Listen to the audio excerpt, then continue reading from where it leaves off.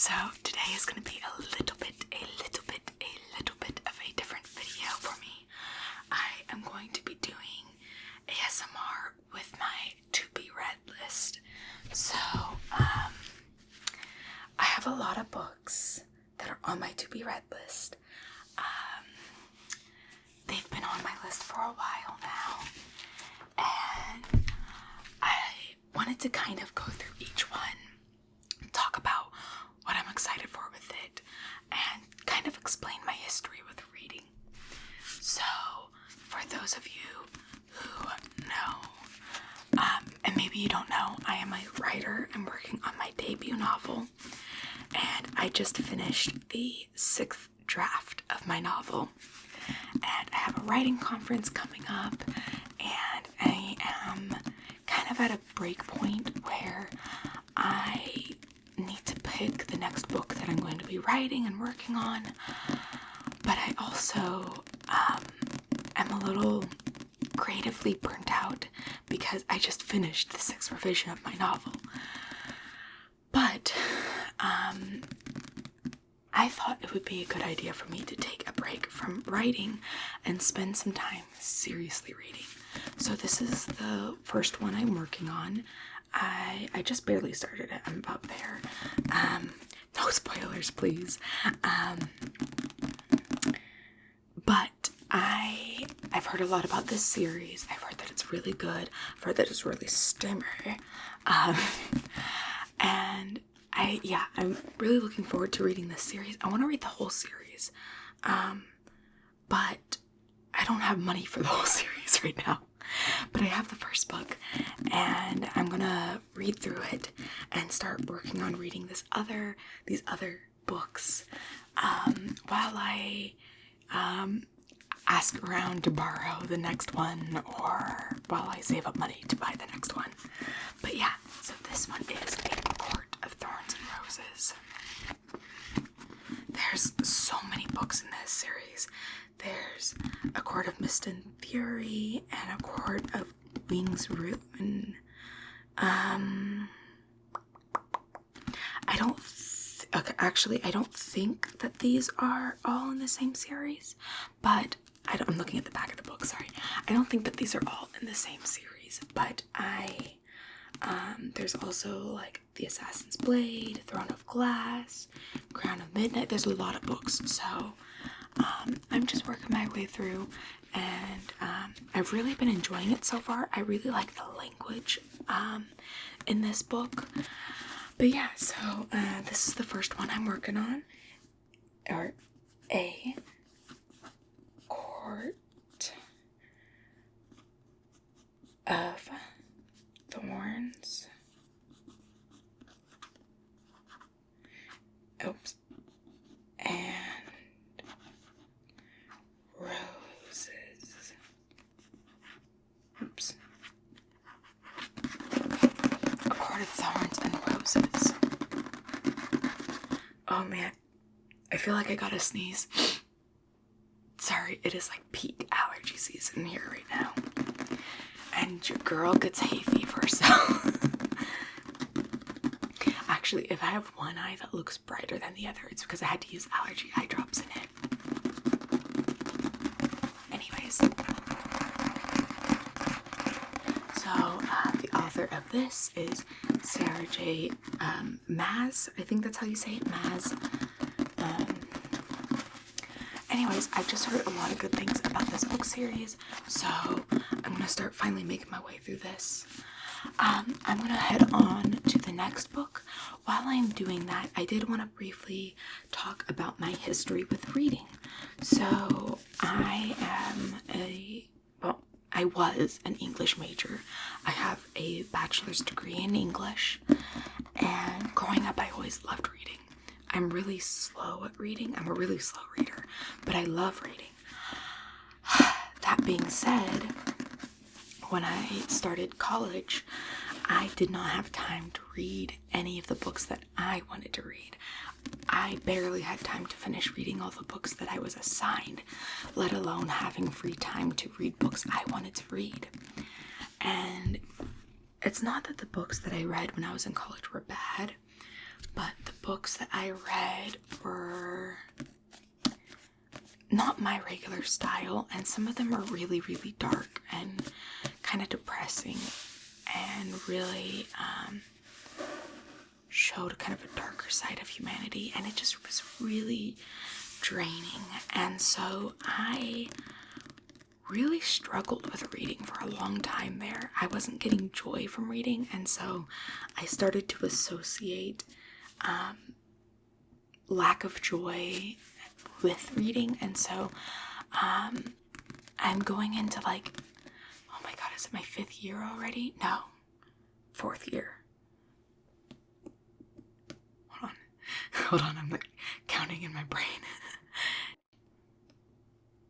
Yeah, I'm going into I'm at the end of my 4th year out of college. That took me way too long to figure out. But yeah, I'm at the end of my 4th year since being out of college, and it's taken me a while to re-fall in love with reading. In the last couple of years, I've only really read about 3 to 5 books in a year, which again, I said I was a slow reader, but I know that I can read faster than that, and I should be reading more than that. But anyways, I just struggled with it out of college. But I am finally finding that rekindled spark and joy in reading again. So I am going to be taking the next couple of weeks or months or however long to really just read and absorb the language and the stories and the characters, and hopefully one of these books will help inspire me on my next novel. But enough about me, let's get back to the books. So this one, I'm super excited about it. This is actually one of those blind date with a book. When I bought it, it was wrapped and it just had a little piece of paper that said, I accidentally used forbidden magic. It was something along those lines, and it just sounded so enticing to me. So I went ahead and bought it, and I have to say, I'm in love with the cover so far. First of all, the texture, just listen to this. Like, let me show you. This is the Court of Thorns and Roses, right? Listen to the texture of this one. And listen to the matte finish on this. Ooh, so good. I love the cover art design to this. And the name is so appealing too. Notorious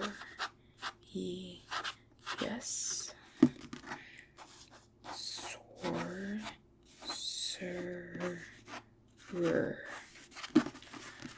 So, Notorious Sorcerer is by Davina Evans. I hope I'm saying that right. Davina Evans. And the back of it, which also is very nice looking, says, "Welcome to Bezim, where the sword-slinging bravi race through the night, where the rich and the idle alchemists make magic out of mixing and measuring the 4 planes of reality.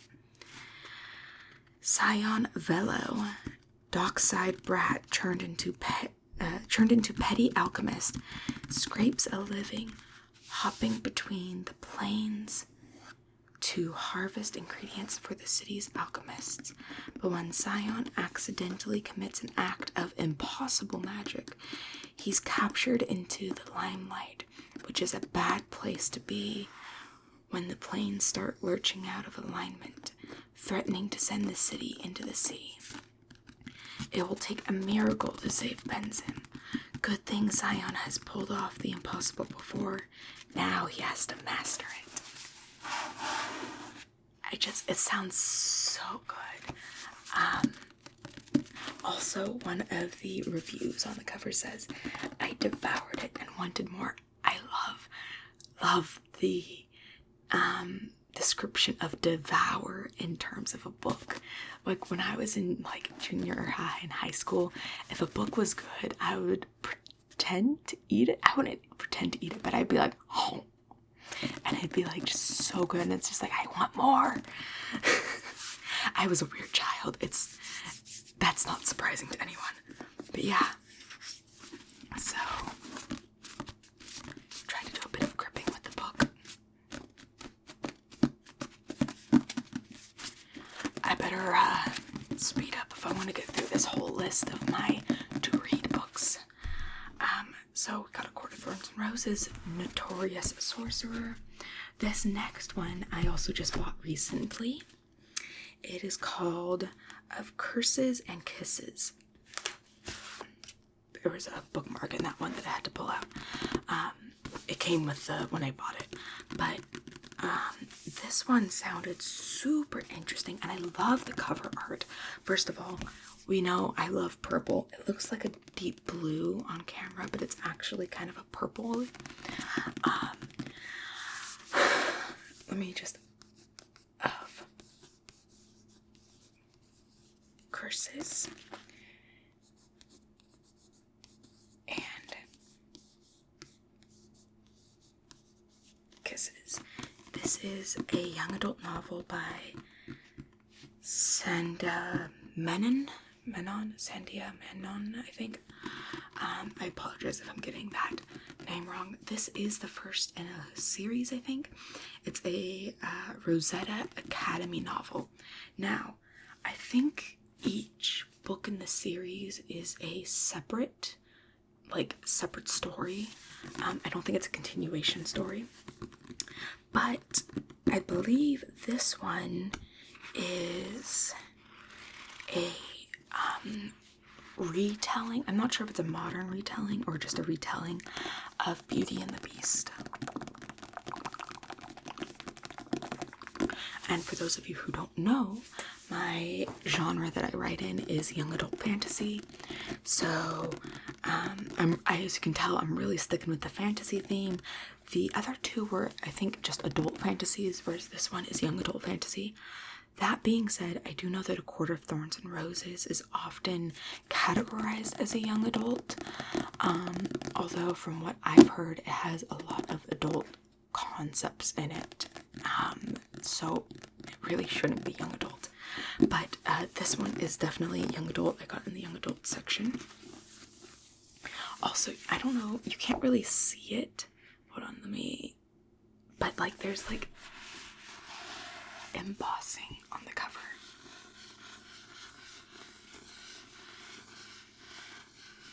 You can definitely hear it though. Anyways, try to do some gripping with this one too.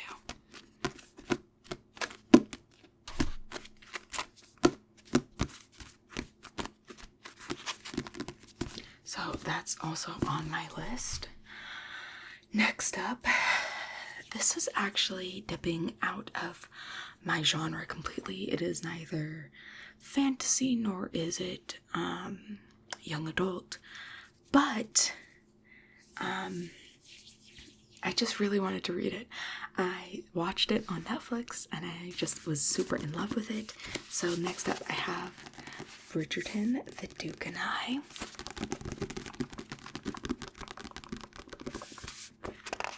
I don't know how different the story is, like the book is, from the TV show. I will be finding that out at some point, I guess, once I read this. Yeah, this is another steamy book, and you might be wondering, am I really the type to be reading a lot of romance novels? And no, I actually don't normally partake in romance novels. Not because I think anything bad about romance novels. They're just not usually my cup of tea. However, that being said, I had to write some flirtatious scenes in my novel. And you know, the thing is when you're a person who isn't good at flirting, and you're trying to write flirting, it kind of ends up that your characters aren't good at flirting either. So I definitely need to improve my knowledge in the ways of not necessarily romance, but the flirtations. So yeah, I decided I would dip into some romance and some steamy stuff to try to better my understanding of flirtation. So let's do some tracing.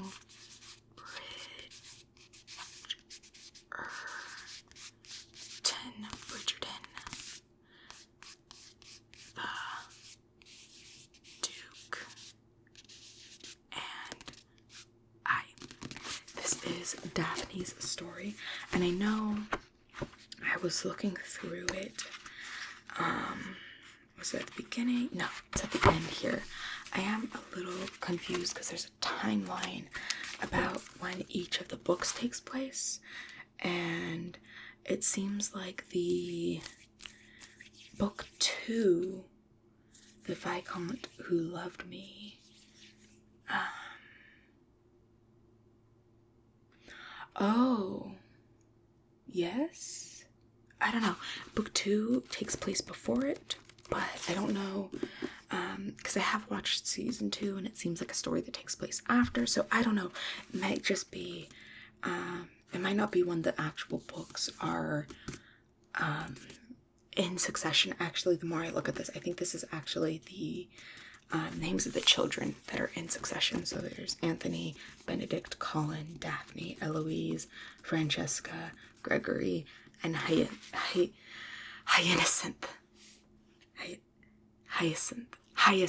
Sorry, I don't know why I was struggling so much with that, but yeah.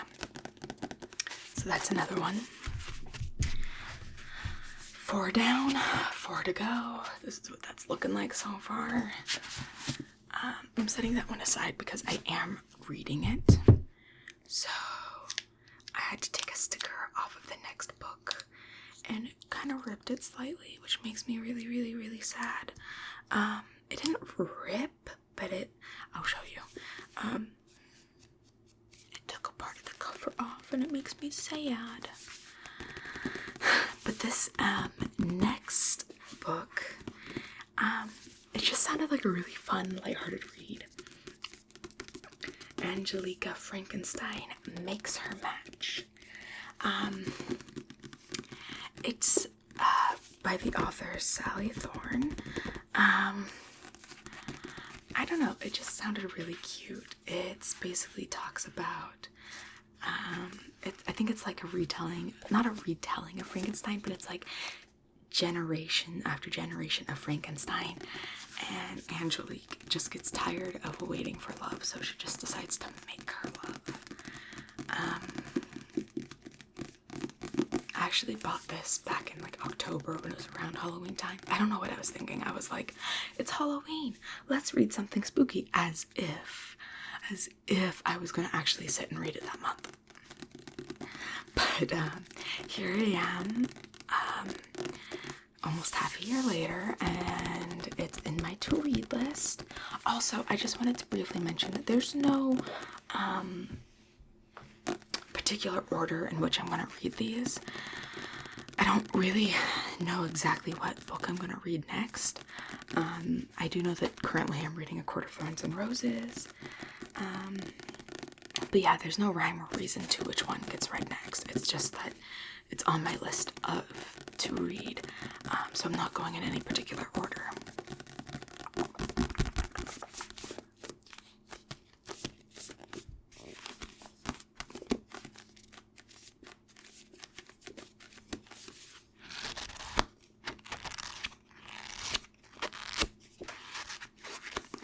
It's really funny because I thought that this was going to be a really quick video to record, and here I am like 20 minutes in, and I still got 3 books to go. So this next one I kept seeing advertisements for, and it just sounded so good.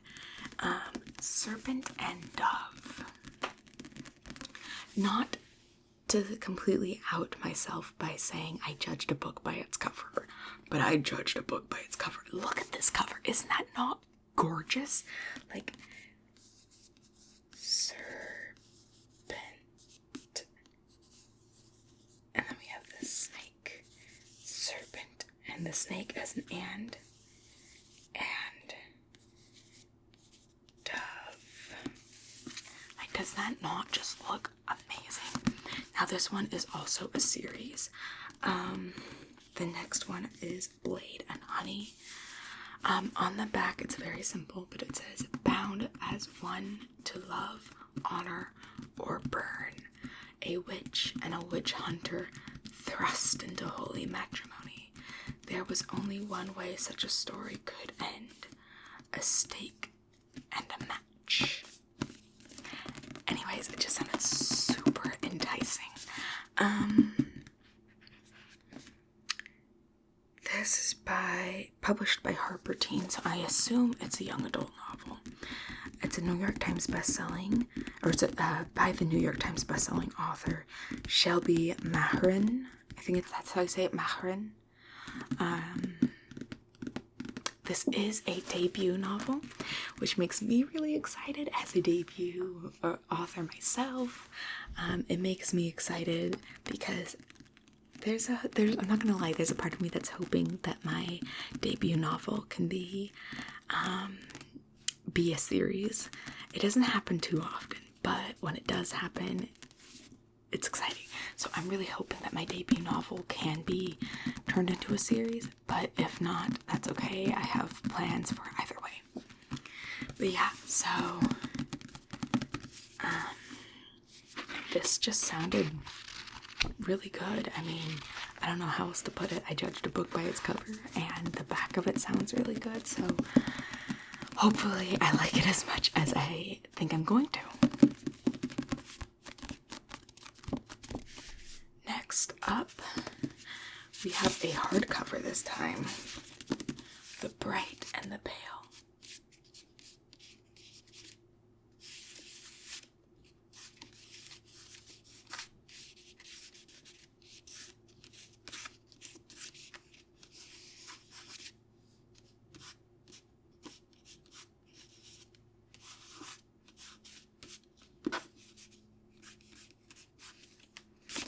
This is by Jessica Rubinkowski.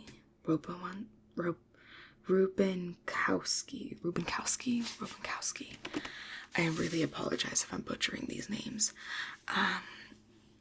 The Bright and the Pale is an action-packed adventure set in a richly detailed world where you never know who to trust and the twists keep coming. I was riveted right until the final startling page. That is by Amy Yang, the New York Times bestselling author. Oh, that's by Amy Ewing, New York Times bestselling author of The Jewel. Yeah, here's the little inside slip, and it says, 17-year-old Valeria is one of the only survivors of the freeze, a dark magical hold on Knot Mountain unleashed on her village. Everyone, including her family, is trapped in an unbreakable sheet of ice. Ever since, she's been on the run from the Tsar, who's determined to imprison anyone who managed to escape. Valeria finds refuge with the Thieves Guild, doing odd jobs with her best friend Alec, who is the only piece of home she has left. That is, until he is brutally murdered. There's more, but I feel like that's a good cutoff. Also, it is a hardcover, and one of the things I like to do with hardcovers is take the paper cover off to see the actual book cover. The Bright and the Pale. I don't know why, but I really love a good book cover like this. It's just so enticing. And it smells like school. like it has that new book smell where it smells like Elmer's glue. Also, I am one of those weird people who stand out because I don't like the smell of old books. Please, please don't hurt me. I just don't like it. It smells kind of mildewy and dirty to me, and I don't like the smell of it. I'm sorry. I'm sorry. I know that it's an unpopular opinion, but please don't attack me. Okay, last on this list, but definitely not least, because I don't know what order I'm going to read these in. And it definitely isn't the last, because there's other books that I'm wanting to read, books that are on my shelf, books that are still in the bookstore and need to be bought or borrowed. But this one, the last one for today, is called A Wicked Magic. A Wicked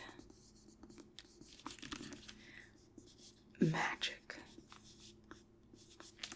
by Sasha Lawrence. Dan and Liz knew better. Johnny wasn't just missing. He'd been taken into the cold February night by something the girls didn't understand. But magic gone wrong wasn't the kind of thing you explained to the police or to anyone else. Not when you didn't know what kind of creature had stolen him away, where they had gone, or whether Johnny was alive or dead. Not when you just stood there and let it happen. And especially not when everything in the first place was your fault. Super, super tantalizing.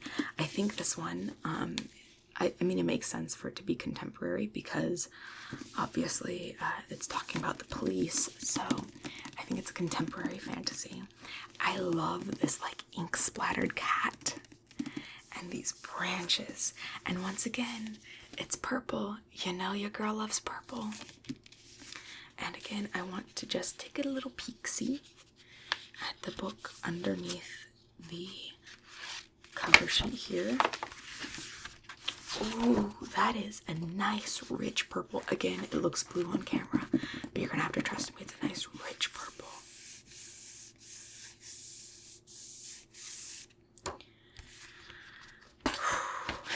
I am excited, to say the least.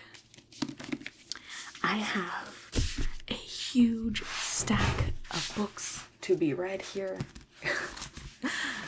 Like, come on. That's like the starting of a library. I actually found out recently that in order for something to be called a library, you had to own a certain amount of books. And I'm low-key tempted to count all my books, except for the fact that I think I have like a couple hundred books in storage, maybe. I have issues. But hey, if my only addictions in life are books, coffee, and ASMR, is it really that bad of an addiction in comparison to a lot of other things? Let's not talk about how much money is probably being held right now in my hand in the form of books. It's okay though. I had a bunch of gift cards from birthday and Christmas, so. Alright. I think that about does it for this video. Hey, hi, thank you so much for watching this video. If you like this video, go ahead and leave a like, comment your favorite part down below. If you want to support me in other ways, click the link down below to buy me a coffee or a book. And as always, don't forget, subscribe to Join the Masquerade, Join the Masquerade, Join the Masquerade. And I'll see you in the next video. Bye.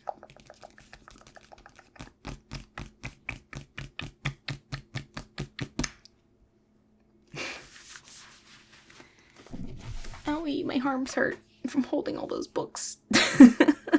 I'm so out of shape.